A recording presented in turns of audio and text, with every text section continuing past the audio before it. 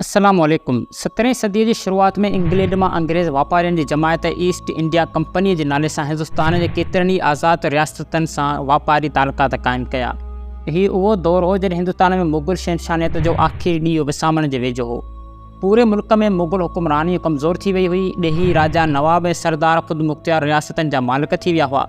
पूरो मुल्क अंदरूनी ख़ैफ़शार में मुब्तला हो। ईस्ट इंडिया कंपनी हिंदुस्तान के अंदरूनी बदनज़मी में वाक़िफ़ थी हिंदुस्तान ते हुक्मरानी करण जो इरादो कयो।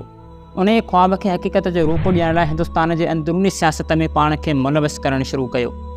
अंग्रेज़नि बंगाल में पंहिंजूं तरकीबूं इस्तेमालु करण शुरू कयो। बंगाल जो राजा नवाब सिराज अल दौला हो।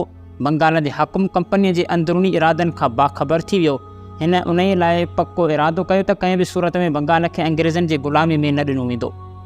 नवाब ऐं कंपनी के विच में शक शुबा हक़ीक़त में बदिलजी विया। नतीजे तौर बंगाल के नवाब सिराज अल दौला ऐं कंपनी के विच में जंग लगी, जंहिंमें अंग्रेज़ पंहिंजे मनसूबे तहत कामयाब थिया। कंपनी जी उन कामयाबीअ करे अंग्रेज़नि जा हौसला वधी विया, जिन पूरे हिंदुस्तान के पंहिंजी सल्तनत बणाइण जूं रिथूं रिथण शुरू कयूं। उन मक़सद के हासिल करण लाइ इहो ज़रूरी हो त ॿियनि यूरोपी क़ौमनि खे हिंदुस्तान मां निकाली ॾींनि। थोरे ई अरसे में ॿियनि यूरोपी क़ौमनि सां नंढे पैमाने ते लड़ाई कई, जंहिंमें भी अंग्रेज़नि खे सोभ थी।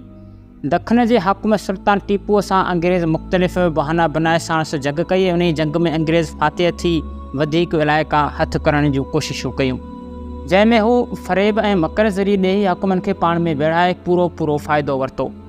हिंदुस्तान जा राजा महाराजा नवाब ऐं अमीर ख़ाना जंगीअ में मुब्तला हुआ, जॾहिं खेनि यकीनी एहसास थियो त संदन देश धारियुनि जी ग़ुलामी में विछी रहियो आहे। तॾहिं अंग्रेज़नि जी ताक़त में इज़ाफ़ो थी वियो हो। अंग्रेज़ पंहिंजे सल्तनत जो झंडो हिंदुस्तान जे कुंड कुर्छ में फरकाइण ख़ातिर हिकु अटकल रथी त जंहिं रियासत जे राजा महाराजा या नवाब जी वफ़ात बाद खेनि औलाद न हुअण जी सूरत में संदन रियासतूं गोद वरितल माण्हुनि जे हवाले न कयूं वेंदियूं। बिना औलाद फ़ौत थी वियल राजा या नवाब जी रियासत अंग्रेज़नि जे कब्ज़े हेठि ईंदी वई। अहिड़े तरह मुग़ल शहनशाह बहादुर शाह ज़फ़र जी हुक्मरानी सिर्फ़ दिल्ली शहर ताईं महदूद थी वई। अंग्रेज़नि हिंदुस्तान में पूरी तरह कब्ज़ो करण बाद नओं निज़ाम मुल्क में राज कयो। उन सां गॾु हिंदुस्तान जे माण्हुनि खे सियासी ऐं इक़्तिसादी तौर मफ़लूज करण शुरू कयो। जीअं माण्हू गुरबत के मसइलनि में मुब्तला हुजनि ऐं आज़ादी लाइ सोचण जो मौक़ो मुयसर न थी सघे। हिंदुस्तान जो कच्चो माल इंग्लैंड के कारखाननि में वञण लॻो। अंग्रेज़ी ॿोलीअ जो रवाजु आम थियो। फ़ारसी ज़बान खे ख़तमु करे अंग्रेज़ी ॿोलीअ खे सरकारी हैसियत ॾिनी वई। जीअं मां पहिरियों भी वीडियो फ़ारसी ॿोलीअ ते ठाहियो आहे त कीअं इहा फ़ारसी ॿोली ख़तमु कई वई, त उहो वीडियो भी तव्हां ज़रूरु ॾिसो। जंहिं करे ॾेही माण्हू बेरोज़गार थी विया। मशीनरी स्कूल क़ाइमु कया विया। देसी तालीम जा तरीक़ा ख़तमु कया विया। रोज़गार जा हथरादू मसाला पैदा कया विया, जीअं हितां जा माण्हू लाचार ऐं मजबूर हुजनि। उन्हनि मसइलनि सां गॾु ॿिया केतिरा ई सबब हुआ, जिन जे करे हिंदुस्तान जा माण्हू अंग्रेज़ हुकूमत खां नफ़रत करणु शुरू कई। जंहिं करे ॾेही राजाऊं नवाब फ़ौज ऐं अवाम गॾिजी अंग्रेज़ हुकूमत ख़िलाफ़ बग़ावत करण ते मजबूर थिया। उन बग़ावत जा ॿिया मुख्य सबब हुआ। अंग्रेज़ तारीख़दाननि उन्हनि खे बग़ावत सॾियो आहे। हालांकि इहा सिर्फ़ फ़ौजी बग़ावत न हुई, न ई सिपाहियुनि जो को इनक़लाबी क़दम हो, बल्कि उन में अवाम भी शामिल हो, जंहिं लाइ केतिरा ई सबब हुआ। 1857 ईस्वी जो अज़ीम इनक़लाब जंहिं बरे सगीर जे मुसलमाननि लाइ गहरा निशान छॾिया। ब्रिटिश हुकूमत मुसलमाननि खे हर ॻाल्हि लाइ ज़िम्मेदार ते सम्झियो, जंहिं लाइ अवाम निहायत एहतियात सां सियासी सरगर्मीअ में हिसो वठणु शुरू कयो। हिकु अंग्रेज़ तारीख़दान लिखे थो त बग़ावत लाइ हेठियां असबाब नुमाया हुआ, जहिड़ोकि सियासी, समाजी ऐं मज़हबी। उन में को बि शक न आहे त मज़हबी नुक़्ते खे घणो उभारियो वियो। बाक़ी ॿिया असबाब अवामी बेआरामीअ जे करे वक़्त जी नज़ाकत सां गॾु उन तहरीक लाइ मददगार थिया। आमतौर कुछ वाक़िया थिया, जंहिं मूजिबि हिंदुस्तानी फ़ौज में इहो अफ़वाह फैलिजी वियो त जेके बंदूकूं वटि आहिनि, उन्हनि में जेके कारतूस इस्तेमालु थियनि था, तिन में ॻह ऐं सूअर जी चर्बी इस्तेमालु थियल आहे। उन में कंहिं हद ताईं हक़ीक़त बि हुई, छाकाणि त हिंदुस्तान इंग्लैंड जे उन दौर जे अख़बारनि जा इक़्तिसाबात ऐं हाउस ऑफ कॉमन्स में किन मेंबरनि जे तक़रीरुनि जे हालनि मां अहिड़े क़िस्म जो ज़िक्र मिले थो। 12 जून 1957 ईस्वी जे बम्बई टाइम्स लिखे थी त बंगाल में हिकु ब्राह्मण सिपाही हिकु अंग्रेज़ सिपाही खे पंहिंजे लोटे में पाणी पीअण न ॾिनो। ब्राह्मण सिपाही चयो त मां उत्तम ज़ात मां आहियां ऐं ॿिए मज़हब जो पिणु। अंग्रेज़ सिपाही खे उन ते सख़्तु मुठिया लॻी ऐं हिन वाक़ो करे ब्राह्मण सिपाही खे चयो त उन वक़्तु तुंहिंजे मज़हब खे नुक़सानु कोन थिए पहुचो, जॾहिं तूं ॻह जी चर्बी लॻल कारतूस इस्तेमालु करीं थो। उन ई अंग्रेज़ सिपाही ब्राह्मण सिपाही जे साथी मुसलमान सिपाही खे चयो त तूं सूअर जे चर्बी लॻल कारतूस इस्तेमालु करीं थो।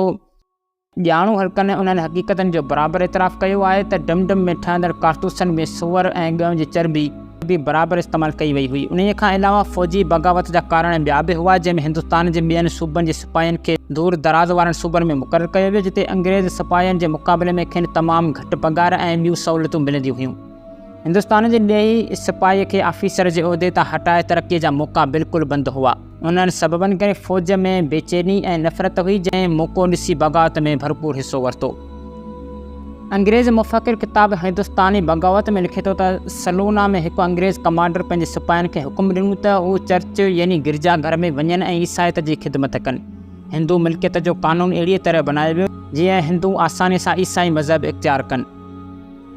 हर ज़ात ऐं मज़हब सां तालुक़ रखंदड़ शागिर्दनि खे गॾु विहारण मां उहो मतिलबु वरितो वियो मज़हब में मुदाख़लत करे थी। मज़हब जा पैरोकार हिंदू, ख़ासि तौरु हिंदू मज़हब जा अॻुवान हुकूमत जे बेक़ाइदा ऐं नफ़रत अंगेज़ रोश खे पंहिंजे मज़हब ज़ात ते हमिलो तस्वर कयो वियो।